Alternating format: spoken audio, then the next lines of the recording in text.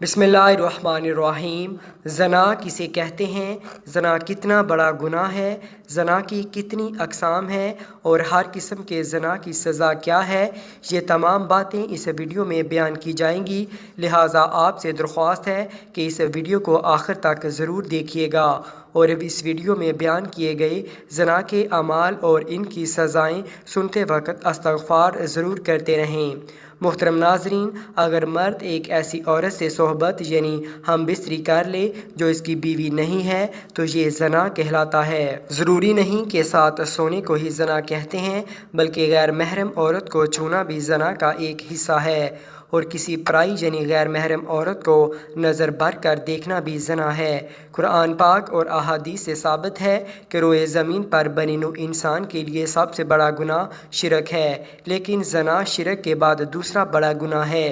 अहादीस मुबारका का मताला करने से ये बात वाज़िह होती है कि जो शख्स ज़ना जैसे कबीरा गुनाह का मुर्तकिब हुआ और बग़ैर तौबा किए इस दुनिया से रुखसत हो गया यानी मर गया तो इस पर मुसीबतों का दरवाज़ा खुल जाता है। अल्लाह तबारक व तआला इसके साथ नहायत सख्ती वाला मामला फरमाता है और इस पर इसके ज़ना के हर अमल के बदले आखिरत का मिलता जुलता अज़ाब होगा। मोहतरम नाज़रीन, जान लीजिए कि ज़ना की 30 अक़साम हैं और ज़ना की इन तमाम अक़साम के बदले क़यामत के दिन नहायत सख्त अज़ाबात नाज़िल होंगे। नंबर 1, जो मर्द या औरत गैर महरम के लिए चेहरा संवारता था तो क़यामत के दिन इसका चेहरा स्याह होगा। नंबर 2, अगर गैर महरम के चेहरे को मोहब्बत की निगाह से देखा था तो क़यामत के दिन चेहरे का गोश्त गिर जाएगा। नंबर 3, गैर महरम को देखकर इसका चेहरा खिल जाता था तो क़यामत के दिन इसके चेहरे को आग से मुतशिल किया जाएगा यानी जलाया जाएगा।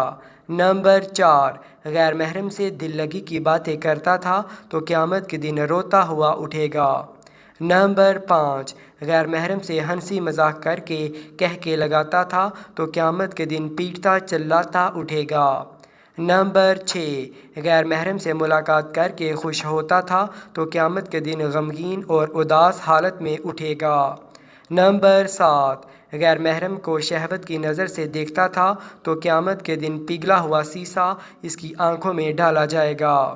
नंबर 8, गैर महरम से मुलाकात के लिए चल कर गया तो क़यामत के दिन पाँव में आग की बेड़ियाँ पहनाई जाएंगी। नंबर 9, गैर महरम के हाथों में हाथ डाले तो क़यामत के दिन हाथ में आग की हथकड़ियाँ पहनाई जाएंगी।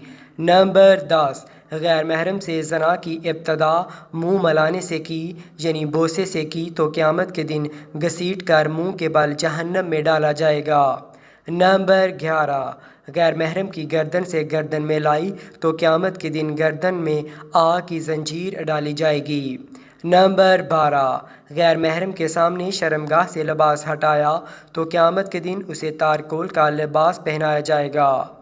नंबर 13, गैर महरम से मिलकर जिनसी प्यास बुझाई तो क़यामत के दिन प्यासा उठाया जाएगा। नंबर 14, गैर महरम से मिलाप के दौरान जिनसी तूफ़ान उठाया तो क़यामत के दिन शर्मगाह को आग से दहकाया जाएगा। नंबर 15, गैर महरम से मिलाप के वक़्त शर्मगाह से मनी खारिज हुई तो क़यामत के दिन शर्मगाह से बदबू खारिज होगी। नंबर 16, गैर महरम के बालों में मोहब्बत से उंगलियां फेरी तो क़यामत के दिन बालों से पकड़कर जहन्नम में लटकाया जाएगा। नंबर 17, गैर महरम की छाती से मज़ा लिया तो क़यामत के दिन छाती के बल उठाया जाएगा। नंबर 18, गैर महरम के जिस्म की महक सूंघी तो क़यामत के दिन जिस्म से हैरान कुन एज़ियत नाक बदबू आएगी। नंबर 19, गैर महरम के साथ एक बिस्तर पर इकट्ठे हुए तो क़यामत के दिन आग के तंदूर में यकजा किया जाएगा। नंबर 20, गैर महरम के साथ अपने जिस्म को दिखाया तो क़यामत के दिन अल्लाह तबारक व तआला के सामने नंगा पेश किया जाएगा। नंबर 21, गैर महरम से ज़ना के लिए लोगों से छुप कर गया तो क़यामत के दिन सारी मखलूक के सामने बेइज्जत किया जाएगा। नंबर 22, गैर महरम से तो अल्लग छुपाने के लिए लोगों से झूठ बोला तो क़यामत के दिन इसके मुंह पर मोहर लगाकर इसके अज़ा से गवाही ली जाएगी। नंबर 23, غیر محرم سے اپنے حسن و جمال کی تعریفیں سنی ہوں تو قیامت کے دن سب لوگ لعنتیں بھیجیں گے۔ نمبر 24، غیر محرم سے مل کر سلام کرنے والے پر قیامت کے دن اللہ تبارک و تعالی لعنت فرمائے گا۔ نمبر 25، غیر محرم کے جسم کے بوسے لیے تو قیامت کے دن سانپ پورے جسم کو ڈسیں گے۔ نمبر 26، غیر محرم سے زنا کے وقت انگ سے مزہ پایا تو قیامت کے دن اس کے انگ کو بچھو کاٹیں گے۔ نمبر 27، غیر محرم کے جسم پر اختیار پایا تو قیامت کے دن غیر محرم کے شوہر کو اللہ تبارک و تعالی زانی شخص کی نیکیوں پر اختیار دے گا۔ نمبر 28، غیر محرم کے جسم پر سواری کی تو قیامت کے دن غیر محرم کے شوہر کے گناہ اس کے سر پر سوار ہو جائیں گے۔ نمبر 29، غیر محرم سے ہمیشہ کی دوستی کے وعدے کیے تو قیامت کے دن جہنم میں ہمیشہ کا عذاب ہوگا۔ نمبر 30، غیر محرم سے کلام کے مزے لیے تو قیامت کے دن اللہ تبارک و تعالیٰ سے کلام کے لطف سے محروم ہوگا۔ اللہ اکبر کبیرہ، استغفر اللہ، لا حول ولا قوت الا باللہ۔ محترم ناظرین، زنا کو اسلام میں گناہ کبیرہ یعنی بہت ہی بڑا گناہ شمار کیا گیا ہے، اور اسلام میں ایسا گناہ کرنے والے کے لیے اللہ تبارک و تعالیٰ نے اس دنیا میں بھی سزا رکھی ہے اور مرنے کے بعد بھی اس کی سخت سزا دی جائے گی۔ غیر محرم سے زنا کرنا گناہ کبیرہ ہے، جبکہ محرم سے زنا کرنا اس سے بھی زیادہ کبیرہ اور غلیظ عمل ہے۔